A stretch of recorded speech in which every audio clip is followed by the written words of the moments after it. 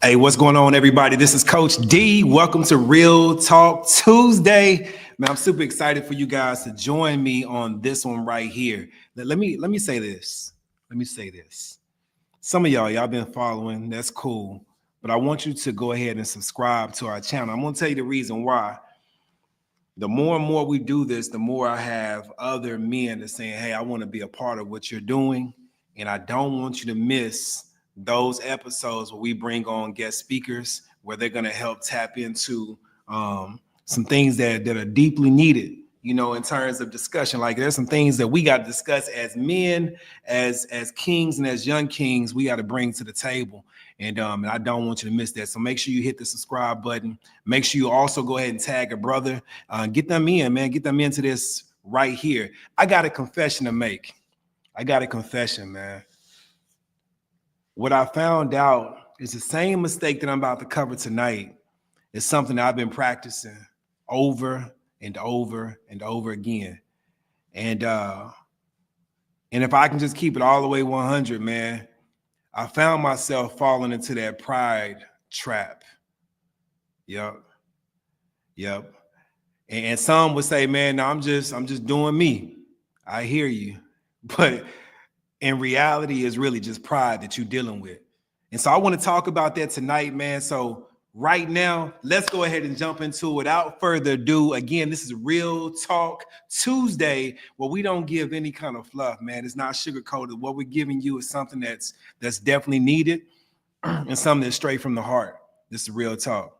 And I'm your host, Coach D, as I said before, your #1 leadership development experts, where we go in, man, and we help change and shift the culture of any athletic programs, any organization. We do that. Hey, so I came across this episode and I watched this video clip of a young man. I'm saying young man because he's younger than I am, but he's a grown man nonetheless. And his name is Michael Beasley. Maybe you heard of him, maybe you haven't. For those that are NBA fans, like you definitely heard of Michael Beasley because he was a force to be reckoned with, you know, during his time in the NBA. Now he doesn't play for the NBA, but he still plays on a professional level. But nonetheless, I want to get into that story in just a little bit. But I want to slow down for a moment, and I want to say this to you. If you don't choose to own your story, essentially what you're doing, you're forfeiting the opportunities that you have to be great. In other words, you're taking that pen that you're supposed to be using to write your story and you're giving it to somebody else and saying, hey, however you want my life to be, go ahead, you do it. And that's what happens when we find ourselves playing the blame game. We're giving that pen over to somebody else for them to write our story for us. I don't want you doing that no more. I've done it many a times, man, where I'm looking at situations I've been through. I'm like, man, it's his fault. Man, had he not did that or had he been there or had she not said what she said, I've done it. And it's one of the worst things that we can do as men is forfeit that control. I'm telling you, take back the control. So no more blame game. All right, no more blame game. Let me go ahead. I just want to jump right into this. In terms of the video that I want to show you. Let's go. Here we go. Where's my guy at? Right here. Here we go. So like I say, this is Michael Beasley, man. I just want you to listen to it. And as we get ready to play it, I think it's super important for me to say this. Some of the language you're going to hear is not language that I subscribe to, all right? So I apologize because it does not represent the brand, but it's still real and still raw, and I want you to hear it exactly the way he's saying it. All right, so here we go. Check it out. From 21, I want to say, like early 23, like 3 years. Yeah, IRS can't fuck me over with some shit. My old CPS did, you know, baby mothers and shit. And I was on these niggas. You understand? I was like niggas coming in with Rolls Royces and shit. You understand? And niggas coming in with chefs and eating checker fries. Yeah. I'm talking about niggas You couldn't afford the checker fries, nigga. Fucking $5.39 because I just wanted the large ones. And I was on these niggas. Every fucking day, I was on these niggas. Ain't asked nobody for nothing. My mother always told me, never tell them when you up, so you ain't got to show them when you down. You understand? I was on them. And I watched them laugh. Like, I was fucked over. Like, the car was sleeping. It was under my baby mother name. My phone was on my baby mother name. I was going through court at the time. She cut my phone off. And I missed court. I ain't have a phone. I ain't have a car. I don't got an address. And that's why I say, like, stay with it. Stay with it.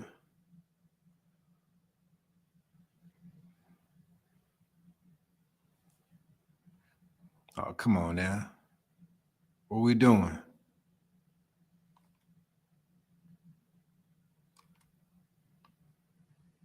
Like, nigga, I went from crying for help to trying myself. Like, everybody that's like on my line now and everybody want to, like, I don't like you. Like, my stomach was growling and tomorrow came. I was sleeping in my car. All right, so I'm gonna pause for a moment. I'm gonna play it back a little bit, but I just want you to hear what he's saying, man.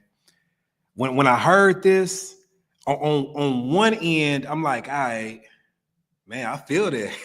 I feel that like you were hurting, like you were in need, and nobody seemed like they paid attention to what was going on. If they did see what was going on, they didn't show that they cared. So now you left the field all by yourself. You're all alone. I've been there. Like, I felt that way. And so when I hear him say that, he's like, now, man, shoes, I done been through the rough part now, and now things are way better. Things are good. And now you want to come around. He said, man, I don't even want to deal with you no more. Like, you done showed your true colors. I get it. I get it. This is what I noticed, y'all. If you heard what he has said, he said that the reason why he couldn't get the things that he wanted that everybody else was doing, like they may have had these nice cars, the Royces, they able to go out to eat, they able to have these nice houses, whatever it may be. The reason why he didn't have that, did you notice what he had said? My man went back to pointing the finger. He went back to pointing the finger. What did he say? He said it was the CPS that was on me. You know what I mean? He said it was the IRS coming after me because of some stuff behind CPS, boom, boom, boom, boom. He said the reason why I had missed my court date was what? Because of my baby mama at the time. The car was in my baby mama's name. My cell phone was whose name? My baby mama's name. Listen to what I'm saying. My man is playing the blame game.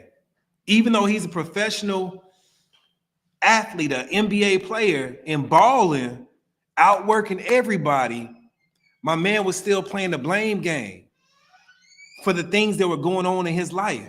Too many of us, what we're doing, we're playing that same game.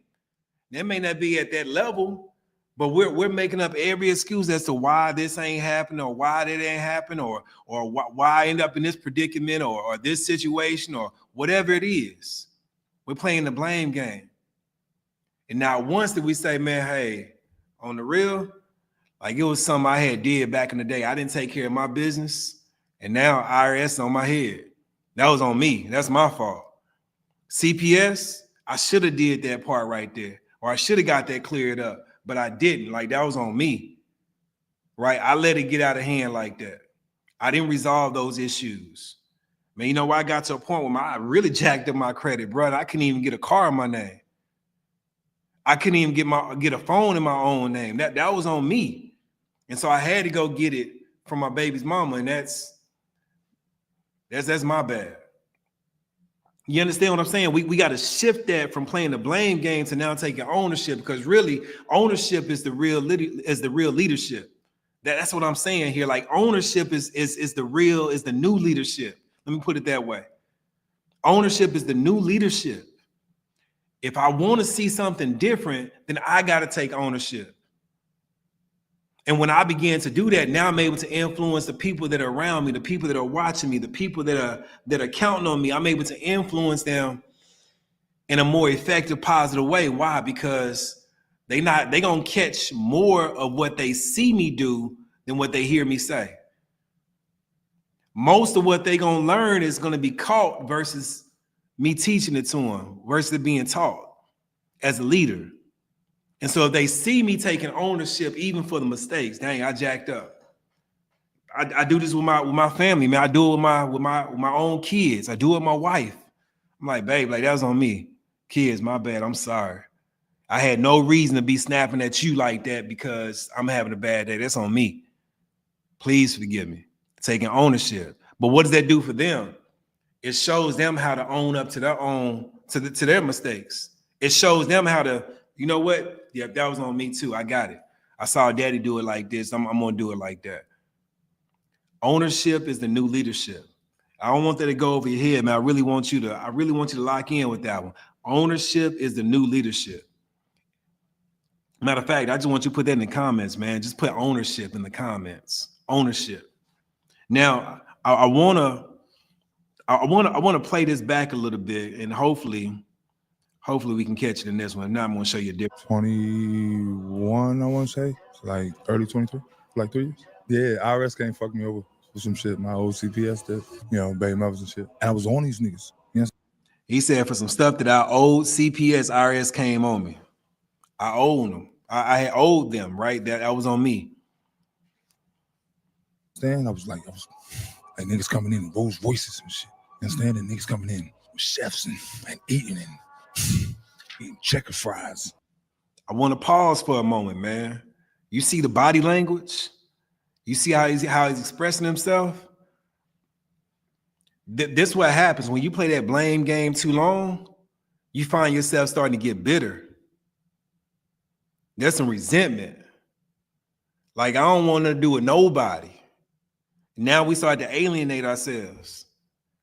And I'm telling you, man, I've done it. I've done that way too many times. If I can just be completely honest with you, man, like I've done it to the point where I was just bitter, man.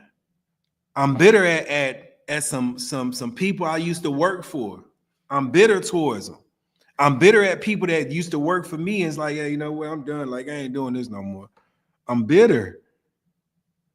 Why? Because I was playing the blame game. I gave up. I forfeited my control and I gave it to somebody else.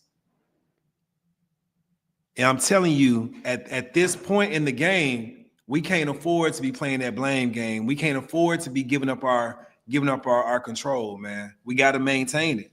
Why? Because we got a legacy that's counting on us. We got people that we're supposed to be leading, right? We got people that we're supposed to be setting up to have a way better life than we do, but we can't do that if we playing the blame game. Because every time we play the blame game, we do what? We give up our control, man. We forfeit. We forfeit that control.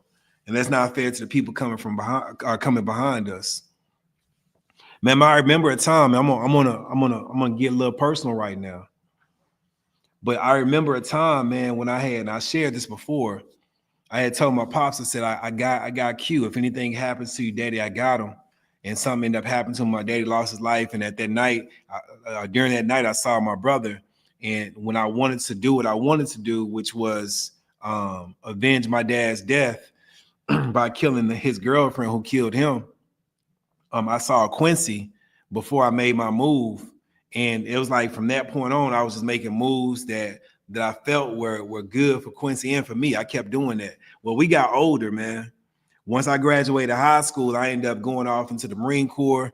I had, my girl, she was pregnant coming out of high school. She was about to have my first baby. And I just wanted to make sure I was good for her, good for the baby, you know what I'm saying, and whatnot. Graduate boot camp, man. I go back, I check on Quincy. Quincy, like I could see him changing a little bit, but not too much. Well, me and my girl, we get married. We end up moving out of state, man. We go to Florida. My brother's still in Texas. My brother started getting a little trouble, but not too much. He just doing knuckleheaded stuff. Nothing too crazy. But then over time, what happens, that knuckleheaded stuff, the little stuff started to build. And now he started getting in trouble with the laws. Like, stay with me, man. He's starting to get in trouble with the laws. But remember, I told my daddy, I said, if anything happens to you, Pops, I got Quincy. Don't worry about it. He gonna be good. Like I said, something happened to my dad. So now for me, I needed to own up to my word. Well, again, I'm in the Marine Corps at this point. Quincy comes to see me, and I'm like, all right, man, you need to get your head together. I heard that you're getting into some trouble, whatever. Well, long story short, I end up shifting or moving to another duty station to a whole nother state. Now I'm in Arizona. Now they got real bad. Like I say, he getting caught up with the laws. And my grandparents like, hey, if you don't come get Quincy, we're afraid that either he gonna end up in prison or he gonna end up in the grave. So can you please come get your brother? Because he ain't on track to graduate, whatever. So I said, Quincy, come on, pack your stuff up, man. You coming with me. Quincy comes with me to Arizona. He gets back on track. As a big brother, I'm feeling good, man. I'm feeling good. I'm like, yes, big brother to the rescue. I helped you. I lived up to my word that I had told my pops. You know, that promise I made my pops. I'm living up to it. I was feeling good in the moment. Well, it got to a point where it was time for me to get out the Marine Corps. We stayed in Arizona for a little bit longer, and then we decided, you know what, we got child number 5 on the way. We going back to Texas. Well, we head to Texas, man. I'm like, Q, you want to go, man? He said, no, I'm gonna stay here. I got my own family. I'm starting. I got my girl. We got kids. Whoop-de-whoop. I'm like, all right, stay here, bro. I got you, man. Keep doing what you're doing, man. I'm proud of you. As time had went on, Quincy started to show these wounds, man. Like the impact of the trauma wounds started to manifest. My brother started to go backwards. He regressing now, where he was doing good, holding a job down, taking care of his family. Quincy started picking up vices. Listen to what I'm saying. He started to try to self-medicate, if you will, right? I ain't gonna go into all of his business. Just know that he was picking some vices that was really harming him. In the process, it was putting his family in a bad spot. And it got to the point where it was so bad that Q ended up having to be admitted to a hospital, psychiatric hospital. That's how bad it got. Anytime I ask Q, how you doing, man? He was like, man, I'm good. For the most part, he would say things like that, when really he wasn't good. Listen to me, young king. You keep saying that you're good, but you're not good. You keep saying that I'm all right, man. But then if we dig deep enough, what you'll start doing is saying, nah, man, really, I'm hurting, bro. And the reason I'm hurting, because this person did that person did that, and that wasn't fair, and I can't catch a break. I mean, it's just bad luck everywhere. And we talking like that. And what we're not understanding is every time we talk in such a way, what are we doing? We're forfeiting our control. We're forfeiting our power. We're forfeiting that, man. We're giving it to whatever we're blaming, saying, no, this is your fault that I'm here. When reality is, yeah, that bad thing happened, but when that bad thing happened, I still had a choice to make. Either I can respond and make something good out of this negative situation, or I can react and just show people how pissed off, or how angry, how upset, how bothered, how hurt I am behind this. You feel what I'm saying? So in that moment, instead of forfeiting that control and saying this is the reason why I'm here, this person, that circumstance, don't do that anymore. From now on, I want you to say, well, what can I do about it? Or what can I do now? All right, this negative thing had happened. Y'all heard about my wife. Like, I talk about her often, man. I knew going into the marriage it was possible for her to end up getting sick. I knew that. When it happened, I'm like, all right, bet. What do we do now? What do we do now? I didn't say, man, dang, God, why you let this happen? Dang, man, Miss Eleanor, like, I wish you would have never got sick and passed it on to my wife. No, I didn't go into no blame game, y'all. I said, what do we do now? My wife and I. Well, anyhow, let me get back to Quincy. So when I think about Quincy, man, so he's in the psychiatric hospital. And what's crazy, man, that's my brother, y'all. Y'all gotta understand, like, to even hear me say that, it's like I'm reliving it now. It's like it's triggering something on the inside of me. Well, I'm feeling a certain kind of way as a big brother. Like, I hate to see that my brother was in that situation. And I wish I could have just snatched him out and just no more of that, man. Like, you gonna be good, bro. Well, long story short, I ended up losing my brother. Why did I lose my brother? It wasn't because somebody took a gun and shot him twice in the chest and twice in the back. That wasn't the reason why I lost my brother. The reason why I lost my brother is because he kept forfeiting his control. Every time he kept blaming this or blaming that person or trying to pretend that it did not happen, that he did not need help, he was giving up that control. And a lot of you're giving up that control. Why did Michael Beasley end up homeless for 2 years while he's still over there hooping? Why? The reason why is because he kept playing the blame game. Y'all listen to me, man. I don't care how talented you are, how gifted you are, how skilled, how smart you may be. That does not matter if you continue to give up, forfeit your control. It doesn't matter because life is going to happen to all of us. We're going to be tested. We're going to be hit in the mouth. Things are going to happen. And when they happen, the question is, how do you respond? Or are you just being a little boy and you just reacting? You just throwing this temper tantrum. You having this fit. You trying to let the world know how pissed off you are. World don't care how pissed off you are. They don't care about that. The world don't care about how hurt you may be. It ain't that deep to the world. So why are you going to waste all that energy trying to prove this to the world and they don't even care? The person that does care should be you, but then the people that you're called to impact, they care. The people that really care for you, the people that really love you, that really rock with you, those are the people that really care how you respond. They really care if you make it out this situation. And I'm saying, just for a moment, I want you to begin to think about, like, what are those things that may have you hemmed up? What have you been blaming, right? What circumstances have you been blaming? Who have you been blaming and giving your control to? And saying, man, and I'll give you a prime example. A lot of the young kings that I work with, they like, man, my daddy ain't there. Like, I don't have a relationship with him. Like, my daddy, like, when I need him, I don't have him. And so what happens is those same young men, a lot of them, not all of them, but a lot of them, they would grow up and the thing they would point back to as far as their deficiencies, as far as them, their failures in life and all this kind of stuff, they'll point back to, man, my daddy wasn't there. My daddy didn't show me how to do this. My daddy really didn't validate me.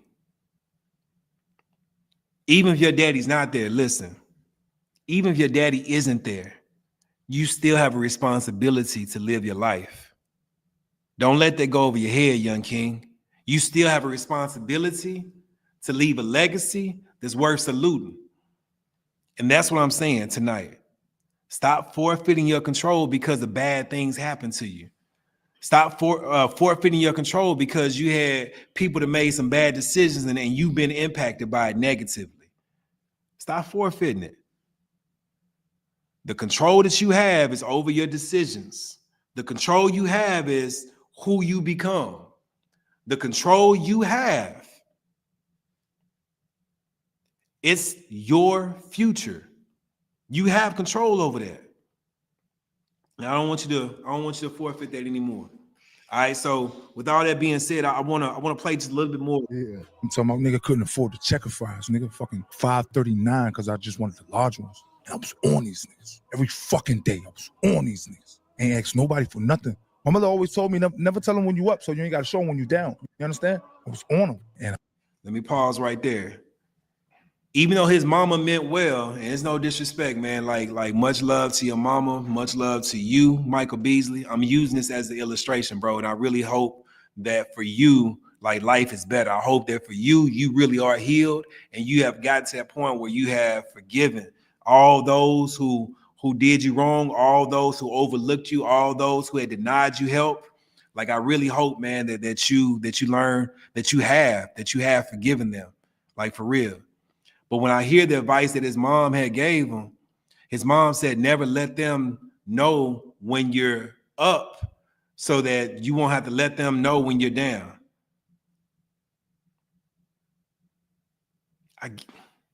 Listen, What I'm hearing is, listen, stay to yourself. Like, don't open up to nobody. That's what I'm hearing. The problem with not opening up to people is that there's some things that we carry in life that we just can't afford, that we don't have the strength to carry by ourselves. That's the problem. And if I'm used to just keeping to myself and not letting some of this weight be carried by somebody else, then I'm going to find myself being exhausted, at the point of depression, and ready to tap out if I don't already tap out. We got to open up, man. So it's important for you to let some people know, no, I'm down, bro. Like, I need you. And I felt like when he said that piece right there, the homelessness, part of that blame goes to this right here, this philosophy, that advice. You didn't let nobody in, bro. You had people around you, I'm sure, people around you that really wanted to rock with you. People that really had love for you, but you chose not to let them in. I'm sure, man. I can't speak to his girl because obviously she cut off the phone, right? And he ended up missing his court date. I get it. So the girl ain't it. But I'm almost 100% positive, man, that you had somebody on that squad that you was playing with that was willing to rock with you. You had somebody on the coaching staff, somebody that's in the executive room, right, for the team. You had somebody. You had some family member. I know you had a lot of people who were trying to milk you and trying to get your money and only trying to rock with you because they wanted what you had. But you had some people that was looking past that. They can care less what you got, how much money you got in the bank, what kind of car you drive, what kind of house you living in. They can care less about that. They care about you. I want to know how Mike doing. Mike Beasley, how you doing, bro? You had somebody there, man. I'm telling you the same thing, Young King. You got somebody there that's rocking with you and they want to see you do well, but you can't buy into that same philosophy that, man, I can't never let anybody know when I'm up because that way I don't have to let them know when I'm down. Don't buy into that philosophy. Open up, man. Find somebody. All right. I'm gonna get off this video, man. I want to leave you with this right here. I want to leave you with this, man. Because I'm seeing it too much, man. I ain't lying, y'all. Like I'm trying to keep my composure right now, man. My brother Quincy was 35 years old when he drew his last breath. My daddy was 32. And I ain't gonna lie, man. When I was 32, I was like, man, do I get to see 33? Like I was on that. And when I got to see 33, like, man, it was like a breath of fresh air. Because for so long, I was thinking, I'm going to end up just like my pops. But what I began to realize is, no, you don't have to end up like your pops if you choose to take responsibility, if you choose to grab hold of that control, right? To maintain that control and not forfeit it. You don't have to end up like them. You don't have to. And so here I am, man. I'm well into my 40s at this point, right? And I'm grateful, man. I'm grateful to God for it, right? But I'm seeing way too many young men, man, young kings that they not making it into their 30s. They not making it out of their 30s. They not. And they thinking just because this happened to this person in my life, well, it's gonna happen to me too. They was on the same thing I was on. And I'm telling you, it don't have to be that way, man. But I need for you to maintain control. Stop forfeiting it. Stop playing the blame game. Ownership, that's the new leadership. Take ownership. Okay, that happened? Great. Okay, I was in a homeless situation, like me, for real talk. Me and my family. Okay, that happened. But what do we do now? What do we do now? That's the question I want you to ask yourself. What do I do now? How do we bounce back from this and continue to maintain that control? All right, so typically I'm going to ask y'all to check out the toolbox, but I'm not even going to go into the King's toolbox for the sake of time, man. But I will say this. One thing I want you to tap into as far as the toolbox is concerned. We talked about journaling, last week, getting it out. So many of us, we got pent up emotions. We like pent up anger, resentment, and all this kind of stuff inside. And you can only push that stuff down and hold it in for so long before it just begins to explode. And so one of the forms that I do, some people, they like to throw hands, let me get in there to the gym. Let me box this thing out. Some people like to fight like for real, right? For me, one of the things that I enjoy doing is just taking out some my notebook, my journal. I just start writing, man. Those heavy thoughts, man, I get them out. Or I haven't done it in a while, but I'll get out there in the yard and I'll start doing some yard work. Like I'll pull up some weeds, like I'm cutting the grass. I go for a walk. Like those are ways I find myself just getting that stuff out. I'm saying you got to find that thing that's going to help you to be able to release that's pent up on the inside so you can maintain control. I hope you're hearing me, young king, because I really do want to see you win, man. I really do want to see you win. But I'm going to give you this last thing and I'm up out of here. So when I think about the King's Toolbox, there's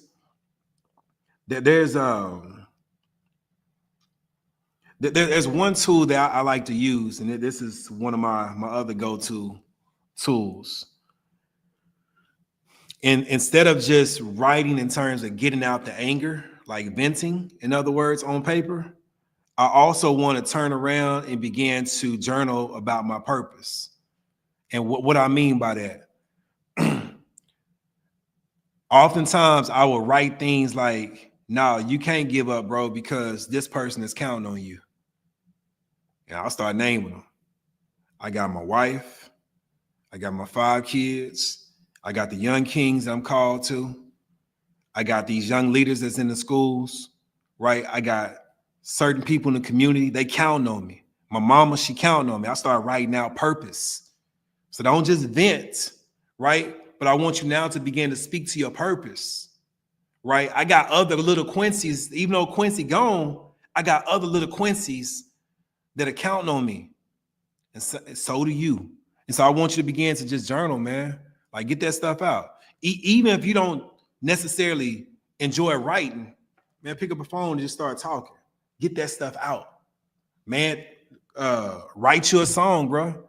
Right? Like drop some beats. Like whatever it is going to help you to get it out, get it out. But then I want you to really begin to be focused on your purpose. If that makes sense, man, I just want you to put in the chat or in the comments, I want you to put take control.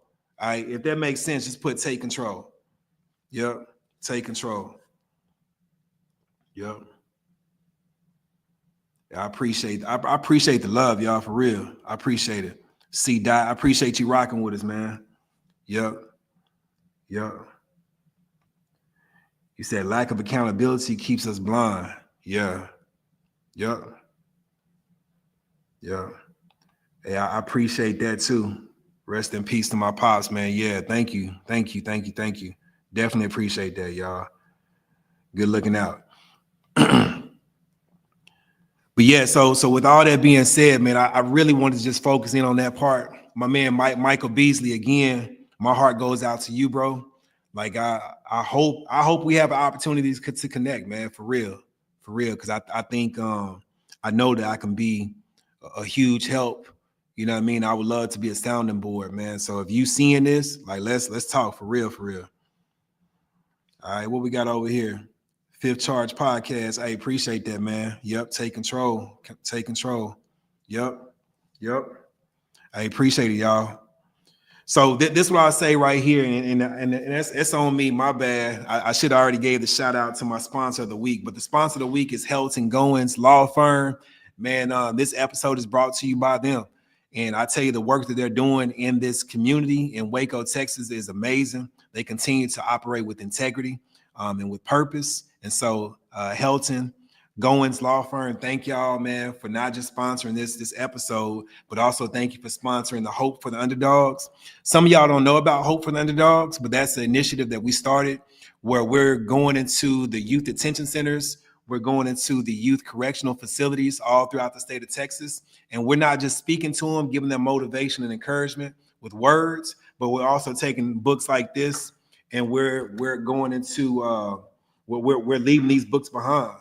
Well, why are we leaving books behind? First of all, if you had noticed, like there's some names down here. These are student authors, high school students that have wrote about their stories, the things they had to overcome and what helped them to overcome. These are stories that these young men that are locked up, that may be detained, that they can relate to. And what we found out is that most of the young men in there, 70 to 80% of them can't read at a 4th grade level. Not only that, by the time they get out, half of them are going to end up right back in there, right, within 3 years. And so Hope for the Underdog is saying, nah, we see you, young king. Even though you locked up, we want to give you something that's going to help you rehabilitate, to help you shift your mindset, to help you change your belief system so that when you get out, you're not going to be the one that ends up back in there. You're going to be the one that goes out there, take control of your life, and you're going to begin to make a real difference as a high impact leader in your community, in your schools, on your job, wherever you may be. And so Hope for the Underdog, again, that's sponsored by Helton Goins Law Firm. Again, thank you for being a proud sponsor. Anybody else want to be a sponsor, by all means, go to our website. You can check it out. And that website is committed, the number 2 win. Again, committed, the number 2 win.com. And you can see Hope for the Underdogs there. But yeah, with all that being said, man, I told you, listen to me, you are a winner. I can't say this enough, man. You are a winner. But understand that winning is a choice. So whatever you do, do not quit. This Coach D. I'm out. Catch us next week, man. Same time. Tuesday, 8:15 p.m. Central Standard Time. Again, 8:15 p.m. Central Standard Time. And other than that, thank y'all for tuning in. I'm out.